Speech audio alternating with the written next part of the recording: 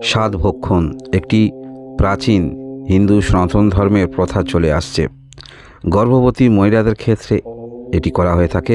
একটি বিশেষ দিন ধার্য করা হয়ে থাকে মা সন্তানের সুস্বাস্থ্য কামনায় বিভিন্ন রকম খাদ্য পরিবেশন করা হয় এবং আশীর্বাদ দেয়া হয়।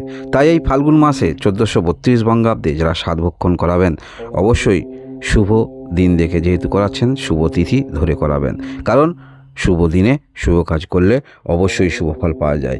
এই ফাল্গুন মাস ইংরাজি যে মাসের মধ্যে পড়েছে সেটি হলো 14ই ফেব্রুয়ারি থেকে 15ই মার্চ 2026। এই সময়কালের মধ্যে ফাল্গুন মাস পড়েছে। আপনারা ফাল্গুন মাসের প্রথম যে তারিখ সাধভক্ষণ করাবেন পঞ্জিকা অনুসারে সেটি হলো 18ই ফেব্রুয়ারি 2026 সাল বুধবার। এই দিনে আপনারা সাধভক্ষণ যে তিথি পাচ্ছেন সেটি হলো সকাল 9:51 থেকে সকাল 11:26 মধ্যে। এটি ফাল্গুন মাসের 5 তারিখে পড়েছে।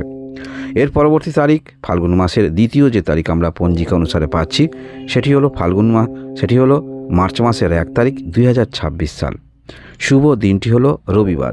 এই পঞ্চামৃত সাধভক্ষণ ফাল্গুন মাসের যে তারিখ পড়েছে সেটি হলো 16ই ফাল্গুন। আপনারা এই দিনে যে সময়টা পাবেন, তিথিটা পাবেন, সেটি হলো বৈকাল 3:38 মধ্যে আপনারা সম্পন্ন করবেন। এই সময়টা ভালো।